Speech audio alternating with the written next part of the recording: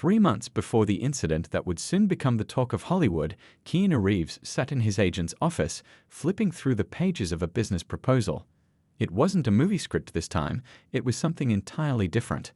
The proposal came from an Italian chef named Tony who had worked in some of the finest restaurants across Europe before settling in Los Angeles with dreams of opening his own place. "So what do you think?"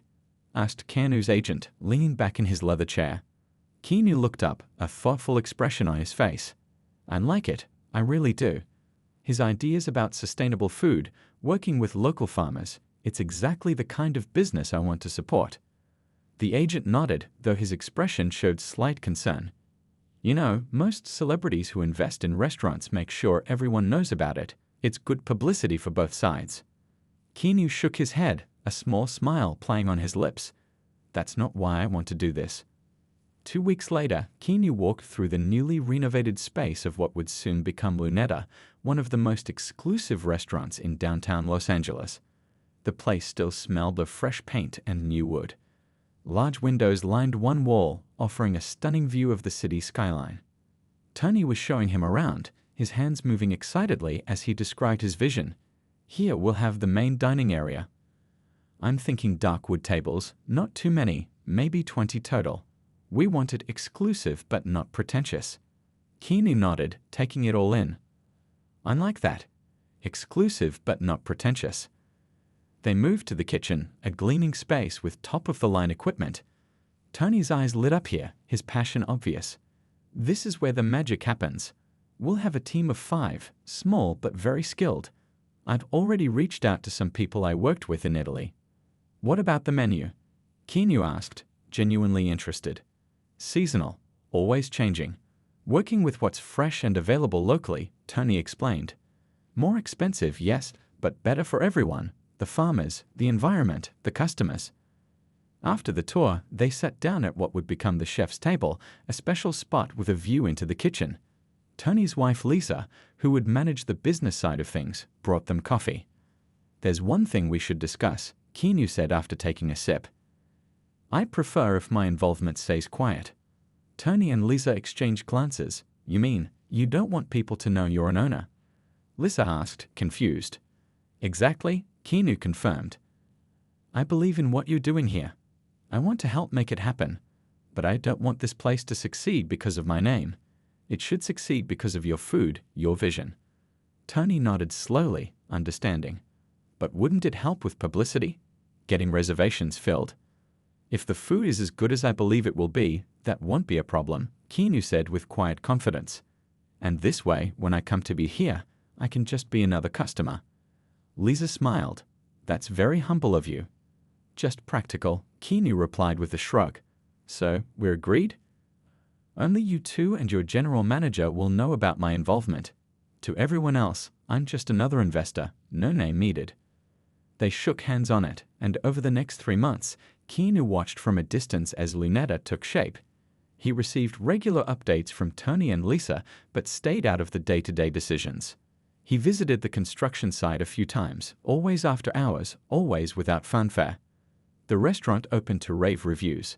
Food critics praised Tony's innovative yet respectful approach to Italian cuisine. Reservations became hard to get within the first month. Celebrities were spotted dining there regularly. And through it all, no one mentioned Keanu Reeves as the owner. Just as he wanted it, the focus remained on the food, the atmosphere, the experience that Tony and his team created. Little did anyone know that this arrangement would lead to one of the most awkward and ultimately enlightening evenings in the restaurant's young history. An evening when a waiter would make the mistake of judging a book by its cover and learn a lesson he'd never forget. Rain pounded the streets of Los Angeles, turning the usual Tuesday evening traffic into a slow crawl of headlights and windshield wipers working overtime. Keanu sat in the back of his car, watching droplets race each other down the window. He'd had a long day of filming, the kind that left his muscles sore and his mind craving quiet. "Where to, sir?" his driver asked, glancing at him through the rearview mirror. Keanu thought for a moment. He'd been meaning to check on his investment at Lunetta, see how things were running from a customer's perspective. Tonight seemed perfect. He was tired, hungry, and not in the mood for cooking. "Lunetta, please," he decided. "On Wilshire." The new Italian place? I hear it's tough to get a table there, the driver commented. Keanu smiled slightly. Let's try our luck. He hadn't called ahead. Didn't make a reservation. That wasn't the point of tonight's visit. He wanted to see the restaurant as any regular person would experience it. No special treatment, no fuss. When they pulled up to the restaurant, Keanu thanked his driver and stepped out into the rain. He was dressed simply, worn jeans, a plain black t-shirt under his favorite leather jacket. His hair was longer these days for a roll, and the rain had already begun to make it stick to his forehead. He looked nothing like the polished movie star whose face appeared on billboards and movie posters. The restaurant's warm light spilled onto the wet sidewalk as he pushed open the door. Inside, Lunetta hummed with a pleasant buzz of conversation, clinking glasses and soft music. The smell of garlic, fresh bread, and something wonderfully savory wrapped around him like a warm blanket. At the front desk stood a young woman with a tablet in hand. Her name tag read Penny. She looked harried, dealing with what appeared to be a couple unhappy about their table assignment. I specifically requested a window seat when I made this reservation 3 weeks ago, the man was saying, his voice just a touch too loud. Penny was handling it well, her smile firmly in place. I understand, sir, and I apologize for the confusion. If you'd like to wait at the bar, I'll have a window table ready for you in about 20 minutes. The couple reluctantly moved away, and Penny looked up to find Keanu standing patiently, water dripping from his jacket onto the polished floor. I'm so sorry about the wait, she said, brushing a strand of hair behind her ear. Do you have a reservation? No, I don't, Keanu admitted. Just thought I'd try my luck. Penny bit her lip, glancing down at her tablet. Lunetta was booked solid, as it had been every night since opening. But there was one small table in the corner, not the best spot, usually saved for walk-ins or emergencies. It's your lucky night, she said, grabbing a menu. We had a last-minute cancellation. If you don't mind a table near the kitchen. That sounds perfect, actually, Keanu replied with genuine appreciation. He liked watching kitchens work. Penny led him through the dining room. Keanu took in everything, the tasteful decor, the spacing between tables allowing for private conversations, the attentive but unobtrusive service staff. Tony and Lisa had done an exceptional job with the place. No one recognized him. Between the dim lighting, his casual appearance, and most people being absorbed in their own conversations, he was just another customer. Exactly as he'd hoped. His table was small and tucked away in a corner that offered a glimpse of the kitchen when the doors swung open. Not a bad spot at all for someone who wanted to observe. Your server will be with you shortly, Penny said before hurrying back to her post. Keanu settled in, removing his damp jacket and hanging it on the back of his chair. He watched a couple at a nearby table feeding each other bites of what looked like an incredible dessert. An older man dining alone was savoring a glass of red wine while reading a book. A group of friends at a larger table burst into laughter over some shared joke. This was why he loved restaurants, little worlds where strangers came together, connected by nothing more than good food and the human need for nourishment, both physical and social. The kitchen doors swung open, and Keanu caught a glimpse of Tony directing his team with focused energy. The chef hadn't noticed him yet, too absorbed in his work. Keanu picked up the menu, eager to try the food he'd invested in but had yet to taste. That's when he noticed a tall waiter with slicked back hair and a crisp white shirt approaching his table. The man's face held an expression that Keanu had seen many times before, the quick sizing up, the slight downward turn of the mouth that indicated disappointment with what he saw. The waiter's name tag read James, and as he stepped up to the table, he didn't quite meet Keanu's eyes. Good evening, James said, his tone professional but notably cooler than the warm atmosphere of the restaurant. Can I get you started with something to drink? Keanu had no idea that his simple request for a wine recommendation would be the beginning of one of the most uncomfortable, and eventually enlightening, dining experiences of his life. James had been working at Lunetta for exactly 7 weeks and 3 days. Before that, he'd spent 5 years at the Silver Spoon, a restaurant where celebrities and the ultra-wealthy came not just to eat but to be seen. There, he'd mastered the art of identifying big spenders, the subtle signs of wealth, from watches that cost more than cars to the confident way rich people carried themselves. His income had depended on it. When Lunetta opened with its buzz and 5-star reviews, James had jumped at the chance to work there. But so far, the tips hadn't matched his expectations. He blamed it on the restaurant's farm-to-table crowd, too many foodie types who spent 2 hours at a table ordering just enough to justify their presence. Looking at the man sitting alone at table 12, James made a quick assessment. Worn leather jacket hanging off the chair, wrinkled t-shirt, hair that needed both a cut and a wash. Definitely not someone who would order the aged ribeye or the $300 bottle of wine. "Can I get you started with something to drink?" James asked, his voice professionally polite but lacking warmth. Keanu looked up from the menu. "What wine would you recommend with pasta?" James resisted the urge to sigh. "Pasta. The cheapest main course option. We have a house red that's adequate," he said, emphasizing the last word just enough to make his opinion clear. "It's $30 a bottle." "What about the Barolo?" Keanu asked, pointing to a wine nearly 4 times that price. James raised an eyebrow, surprised. "That's a very fine choice. Perhaps a bit much for just pasta," he added, unable to help himself. Keanu simply smiled. "I'll try a glass of the Barolo, please." "Very well," James said, making a note. "Are you ready to order food, or do you need a few more minutes?" "I think I'm ready," Keanu said. "What do you recommend?" This was a question James usually loved. With the right customer, it was his chance to guide them toward the most expensive items, describing them with such passion that saying no felt like admitting you didn't deserve good things. But for this customer, James glanced around. The restaurant was full, and table 12 could be turned over for someone better if he moved things along. "The pasta pomodoro is simple but nice," he said flatly. "Though most of our guests prefer the seafood risotto or the aged ribeye." He named the 2 most expensive items on the menu. "Tell me about the chef's special," Keanu said, pointing to an item at the bottom of the menu. James' expression tightened slightly. The chef's special took the longest to prepare and required the most explanation.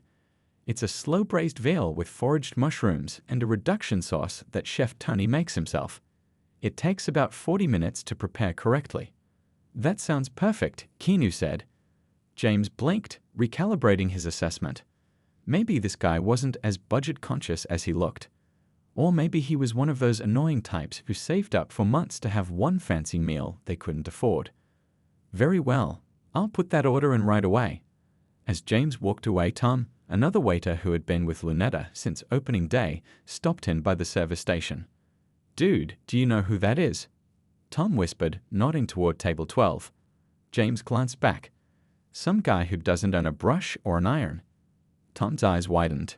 "Are you serious?" "That's—" "Table 9 needs their check," interrupted Diane, the floor manager, appearing suddenly beside them. "Tom, table 7 is asking about dessert options. James, please run these orders to table 15. Tom gave James one last look before hurrying off, leaving James confused but not curious enough to ask. Whatever Tom was going to say, it couldn't be that important. Back in the kitchen, James handed the order slip to the line cook. "Chef's special for 12. The line cook glanced at the slip, then toward the dining room. "Is that for—" "Some guy in a ratty jacket," James cut in. "Can you tell Chef we need more bread for table 4? For the next 15 minutes, James noticed something odd. Every staff member who passed by table 12 seemed to do a double take. Even Chef Tony, who rarely left the kitchen during service, peeked through the swing doors twice. When James returned to check on Keanu's wine, he found him sitting comfortably, observing the restaurant with interest. "How is the Barolo?" James asked. "Excellent," Keanu replied. "You have a great wine list." "Thank you," James said stiffly, as if he personally selected each bottle. "Your special will be out shortly. Chef is giving it special attention." This was true. James had noticed Tony preparing the dish himself, something he rarely did during peak hours. "The place is beautiful," Keanu commented. "How long have you worked here?" James wasn't in the mood for small talk, especially not with this customer. "Almost 2 months. Not since opening, but close enough." "And before that?" "The Silver Spoon, 5 years." James couldn't help adding this, a subtle way of establishing his credentials. "I've served everyone from movie stars to actual royalty." Keanu nodded appreciatively. "Impressive. And how does Lunetta compare?" James hesitated. This was dangerous territory with any customer. It's different. More focused on the food than the scene. He lowered his voice slightly. Between us, they could be a bit more selective about their clientele. At the Silver Spoon, we had a dress code. The comment hung in the air between them. Keanu's expression didn't change, but something flickered in his eyes, not anger, but something more like curiosity. James suddenly felt uncomfortable under that steady gaze. "I'll check on your order," he said quickly, turning away. As he pushed through the kitchen doors, James had the strange feeling he'd just made a terrible mistake. But he couldn't possibly know just how right that feeling was, or how this evening would become a turning point in his career. Back in the kitchen, James found an unusual scene unfolding. Chef Tony was personally plating the special for table 12, adding delicate touches of garnish with tweezers, something he typically delegated to his sous chef during busy service. "Is there a food critic out there I should know about?" James asked, half joking. Tony glanced up, his expression unreadable. "Just make sure this gets to the table hot." "Yes, chef," James replied, confused by the special treatment. When he carried the steaming plate to table 12, James noticed Diane, the floor manager, hovering nearby, watching him like a hawk. Her unusual attention made him straighten his posture and soften his approach slightly. "The chef's special," James announced, setting the plate down with practiced precision. The dish looked extraordinary, even better than what James had seen served to other customers. The veal was perfectly browned, the sauce drizzled in an artistic pattern, and the garnish arranged with unusual care. "This looks amazing," Keanu said, genuine appreciation in his voice. "Chef prepared it himself," James admitted, unable to resist sharing this detail. "Please thank him for me," Keanu said. A normal server would have used this moment to check if the customer needed anything else, to build rapport. But James was already taking a step back, eager to attend to his other tables, the ones with groups of 4 or 6 who would run up much larger bills.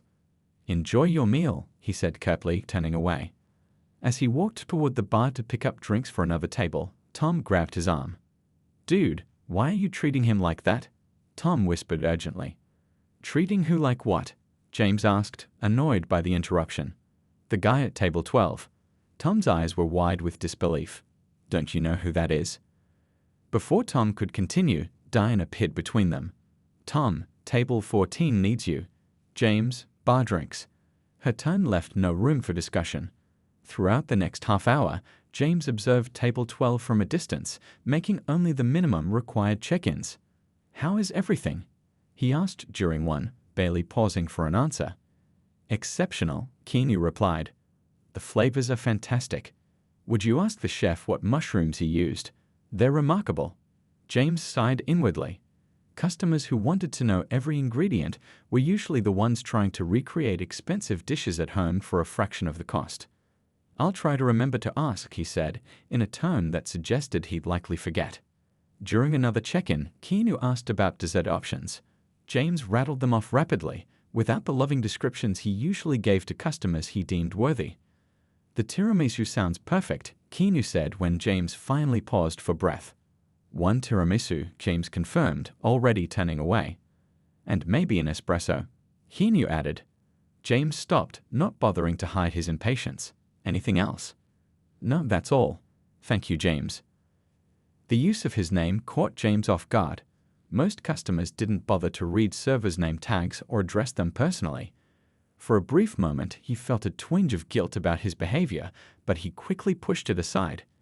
This was just another Tuesday night, just another customer. When he returned with the tiramisu and espresso, he noticed that Chef Tony had emerged from the kitchen and was making rounds through the dining room, something he typically did only later in the evening. The chef was moving from table to table, chatting with regular guests, but his eyes kept darting toward table 12. James set down the dessert and coffee. "Will there be anything else?" "This looks delicious," Keanu said, smiling up at him. "Have you tried it?" "The tiramisu?" "No," James replied, surprised by the question. "We're not really encouraged to beat the food." This wasn't entirely true. Chef Tony often had the staff taste new dishes during pre-shift meetings, believing that servers could only effectively sell what they had experienced themselves. But James wasn't about to share this detail with the customer. "That's too bad," Keanu said. Hard to describe something you haven't tasted. The comment wasn't delivered with any bite, but James felt stung nonetheless. He was saved from responding when the couple at the neighboring table recognized Keanu and began whispering excitedly to each other. James noticed their reaction and glanced back at Keanu with new curiosity. The man didn't look famous, but something was definitely going on. The couple was now nudging each other, working up the courage to say something. Before they could, Chef Tony appeared at table 12, his face breaking into a wide, genuine smile, the kind James had never seen him give any customer before. "How is everything?" Tony asked, his voice warm with familiarity. "Tony," Keanu said, standing to shake the chef's hand. "The food is incredible. Really exceptional." Tony beamed proudly. "I'm so glad you finally got to try it." He lowered his voice, but not enough that James couldn't hear. "Why didn't you let me know you were coming in? I would have prepared something special." "This was special enough," Keanu replied. "I wanted the real experience." James froze, suddenly understanding that the man he'd been treating with such disdain was someone important, someone known to the chef personally. But who? And why was everyone making such a fuss? The answer was about to become painfully clear, and James had no idea that his entire career at Lunetta hung in the balance of the next few minutes. Chef Tony pulled up a chair and sat down at table 12, something James had never seen him do before with any customer. The two men talked like old friends, with Keanu asking about specific dishes and Tony animatedly describing his plans for the seasonal menu change. James hovered awkwardly nearby, close enough to overhear but trying to look busy by adjusting items on the service station. Other servers were beginning to stare, and the dining room had developed a strange buzz of energy. More guests were noticing the man at table 12, with whispers and not-so-subtle pointing spreading through the restaurant like ripples in a pond. "I think we might need to adjust the sauce on the halibut," Tony was saying. "What do you think? Too much lemon?" "Maybe a touch," Keanu replied thoughtfully. "But I like the direction you're going with it." James nearly dropped the stack of napkins he was pretending to organize. Why would Chef Tony ask a customer for input on the menu? It didn't make any sense. That's when Lisa, Tony's wife and the restaurant manager, burst through the front door, slightly out of breath. She scanned the room quickly, spotted her husband with Keanu, and rushed over, her face lighting up with genuine delight. "You're here," she exclaimed, bending down to give Keanu a quick hug. "Why didn't you call ahead? We would have had your favorite table ready." "That would have defeated the purpose," Keanu said with a smile. "I wanted to see how things really run when you're not expecting me."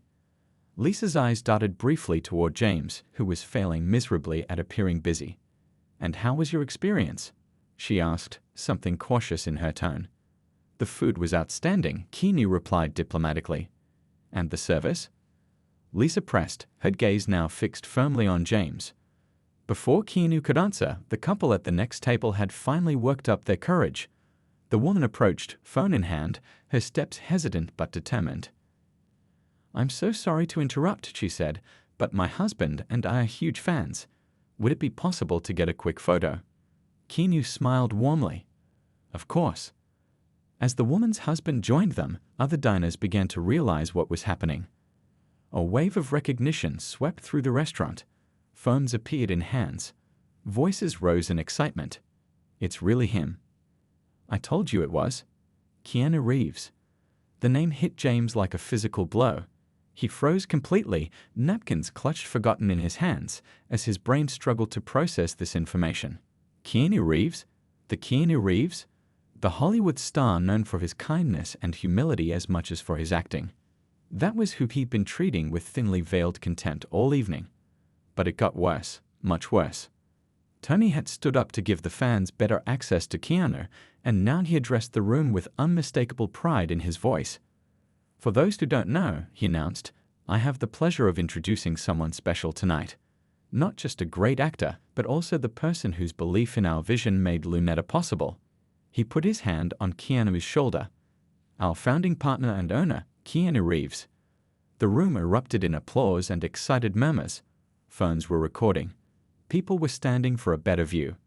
And James? James felt the blood drain from his face as the full horror of the situation crashed down on him. The napkins slipped from his hands, fluttering to the floor like the last fragments of his career at Luneta. The water glasses he'd been balancing on his tray wobbled precariously. One tipped over, sending ice water cascading across the polished wood of the service station. The crash of a glass hitting the floor drew every eye in the restaurant to where James stood, including Keanu's. Their eyes met across the room, and in that moment, James saw no anger in the famous actor's gaze, just a calm awareness that made the situation even more mortifying. Diane appeared at James's side, paper towels in hand. "Clean this up," she hissed, "then meet me in the office. Now." As James knelt to pick up broken glass, his hands were shaking so badly he could barely hold the pieces. Tom crouched beside him, ostensibly to help, but actually to whisper, "Dude, I tried to tell you. He's not just a regular, he owns the place. He's been coming in unannounced to check on things." "Why didn't anyone warn me?" James asked, his voice barely audible. "We're not supposed to treat him differently," Tom explained. "That's the whole point. Chef and Lisa are the only ones who know when he's coming, and they don't tell us on purpose." As James watched Keanu graciously taking photos with excited guests, he realized the full extent of his mistake. He hadn't just been rude to a customer. He hadn't even just been rude to a celebrity. He had been openly dismissive and condescending to the owner of the restaurant, the man who signed his paychecks. The broken glass in his hands suddenly felt like the perfect metaphor for his shattered career. James stood in the small office at the back of the restaurant, staring at his shoes. They were expensive Italian leather that had cost him merely a week's pay. An investment in his professional appearance that now seemed meaningless. The room felt too warm, too small, and the silence was unbearable. Diane sat behind the desk, her face unreadable as she thumbed through what James assumed was his employee file. Neither had spoken since she ordered him into the office 5 minutes ago. "I'm guessing I should just pack up my things," James finally said, breaking the silence. Diane looked up, one eyebrow raised. "That's not my decision to make." Before James could respond, the door opened. He expected to see Lisa or Chef Tony coming to deliver the inevitable firing. Instead, to his absolute horror, Keanu Reeves himself walked in. "Mr. Reeves asked to speak with you privately," Diane explained, standing up. "I'll leave you two to talk." She slipped out the door, closing it behind her with a soft click that somehow sounded like the final nail in a coffin to James's ears. Keanu took the seat Diane had vacated and gestured to the chair across from him. "Please, sit down." James lowered himself onto the chair, feeling like his legs might give out anyway. His mind raced through possible things to say, apologies to offer, but everything sounded pathetic even in his head. He began, but Keanu raised a hand, stopping him. "Before you apologize, I'd like to ask you something," Keanu said, his voice calm and genuinely curious. "Why did you decide to become a server?" The question caught James completely off guard. Of all the things he'd expected, anger, disappointment, firing, this simple question wasn't on the list. I needed a job after college," he said, the honest answer slipping out before he could craft something more impressive. "I was good at it, and the money was decent, especially at upscale places." Keanu nodded thoughtfully. "You mentioned the Silver Spoon earlier. 5 years is a long time to stay at one restaurant. You must have enjoyed it there." James felt surreal having this conversation when he should be getting fired. "I did, actually. The clientele was high-end. We had regulars who knew me by name, asked for my section. I built relationships with them." "Relationships," Keanu repeated the word thoughtfully. "That's interesting, because when I watched you tonight, I didn't see someone building relationships. I saw someone categorizing people, deciding who was worth your time and who wasn't." James flinched at the accuracy of the observation. He wanted to defend himself, but what could he say? It was true. At the Silver Spoon, he admitted, we were trained to focus on the big spenders. The regulars who ordered expensive bottles, who brought clients for business dinners. Our tips depended on it. "And you brought that mindset here," Keanu said. "It wasn't a question." "Yes. But Luneta isn't the Silver Spoon." Something in Keanu's tone made James look up and really meet his eyes for the first time. There was no anger there, just a steady gaze that seemed to see right through him. "When Tony and Lisa pitched this restaurant to me," Keanu continued, "they talked about creating a place where the food was the star, not the customers. where everyone who walked through that door would have the same wonderful experience, whether they were in jeans or designer suits. That vision is why I invested. James felt shame wash over him. I messed up. Badly. And not just with you. Probably with dozens of customers these past 2 months. Probably, Keanu agreed, with surprising gentleness. But the question is, what happens now? James took a deep breath. Now I get fired, I guess. Is that what you want? The question caught James off guard again. What I want? No. No, I need this job. But I understand why you wouldn't want me here. Keanu leaned forward slightly. Let me tell you what I saw tonight, beyond the obvious. I saw someone with skill. You know how to move in a busy restaurant. Your timing was good. You know the menu. You have experience. What you're missing isn't ability, it's perspective. Hope flickered faintly in James's chest, though he hardly dared acknowledge it. I don't understand. Everyone has a story, James. The couple in the corner booth. They saved for 6 months to celebrate their anniversary here. The older woman alone at the bar? She's a retired chef who comes in once a month to see what new restaurants are doing. The college kids sharing 2 appetizers. They're culinary students studying Tony's techniques. James hadn't noticed any of those people, and the realization made him uncomfortable. The point is, Keanu continued, every single person who walks through that door deserves the same respect and attention. Not because of what they're wearing or how much they might spend or tip, but because they chose to spend that evening here with us. The simple truth of it hit James hard. He'd been looking at customers all wrong, not just tonight but for years. So what happens now is up to you, Keanu said. If you want to stay at Lunetta, things need to change. Diane tells me you have solid skills. Tony says your knowledge of wine is excellent. Those are valuable assets, but only if paired with the right attitude. James felt a surge of determination he hadn't expected. I want to stay, he said firmly. I want to do better. Keanu studied him for a long moment. It won't be easy. Habits are hard to break, especially when they've worked for you in the past. I understand, James said. But I'm willing to try. For the first time since entering the office, Keanu smiled. It was a small smile, but genuine. Good. That's all any of us can do. Try to be better today than we were yesterday. The door opened again, and Lisa poked her head in. Everything okay in here? Her eyes darted between them, clearly expecting tension. We're just discussing James's future at Lunetta, Keanu said calmly.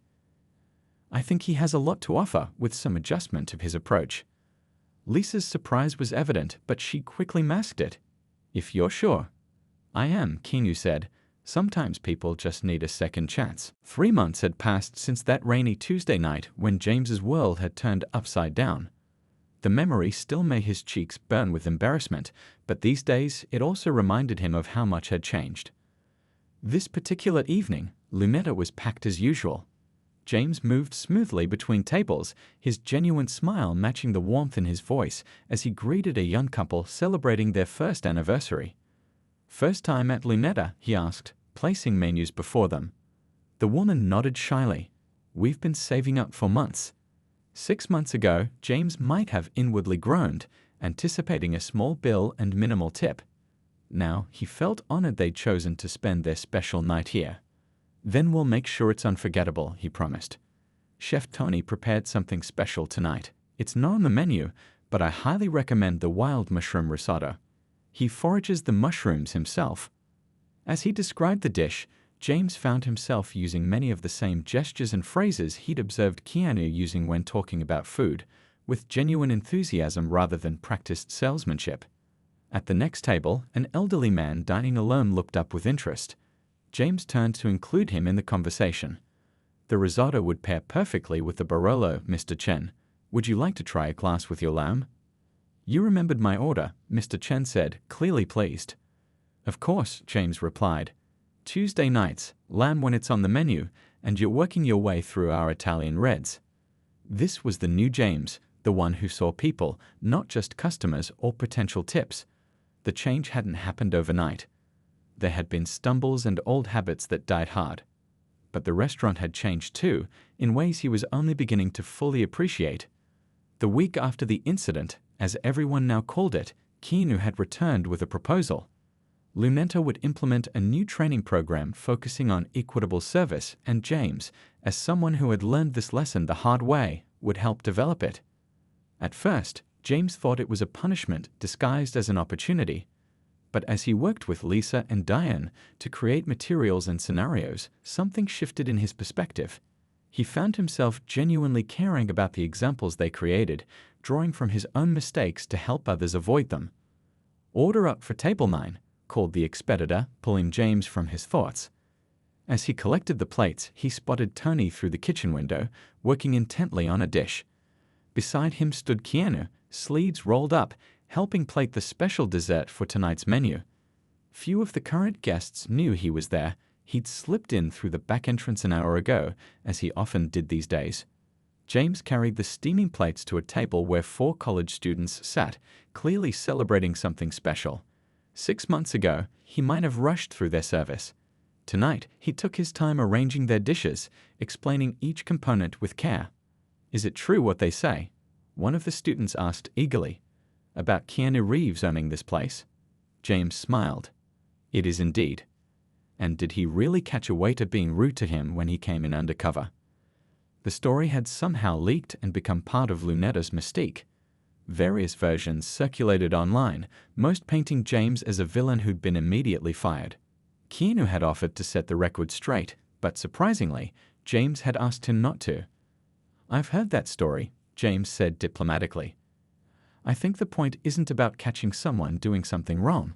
It's about remembering that everyone deserves respect, no matter what they're wearing or who you think they might be." The students nodded thoughtfully, and James felt a small glow of satisfaction.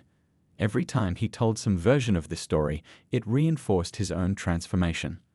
Later, as the dinner rush wound down, James found himself in the back office with Keanu, reviewing the latest training materials. They'd developed a genuine working relationship over the past months, not quite friendship, but something built on mutual respect. "These scenarios are excellent," Keanu said, flipping through the handbook James had created, "especially the one about the couple who splits a main course." James nodded. That one came directly from his silver spoon days, when he'd openly shown disdain for customers who shared meals. "I've been thinking," Keanu said, setting the handbook aside. "Tony and Lisa are opening that second location downtown next month. They'll need an experienced floor manager, someone who understands both the high-end service world and our philosophy here." James felt his heart rate quicken. "You're not suggesting?" "I am," Keanu confirmed. "You've done more than just change your approach, James. You've helped change our entire culture. The new staff you've trained consistently gets the highest customer satisfaction ratings." "I don't know what to say," James admitted, genuinely stunned. Keanu smiled that same small, genuine smile James had first thing the night he expected to be fired. Sometimes our biggest mistakes lead to our greatest opportunities for growth. You just have to be willing to learn from them. As they walked back into the restaurant, James watched the diverse mix of people enjoying their meals, from celebrities in designer clothes to students in jeans, all receiving the same warm, attentive service from staff he'd helped train. The hostess caught his eye from the front desk, gesturing supplely toward the entrance where a man in a worn jacket and baseball cap had just walked in. She was clearly unsure whether to seat him at one of the prime tables that had just opened up. James gave her a small nod and watched as she led the guest to the best table in the house, just as he taught her to do. Because at Lunetta, everyone who walked through the door was a VIP. A lesson he'd learned from the most unexpected teacher of all.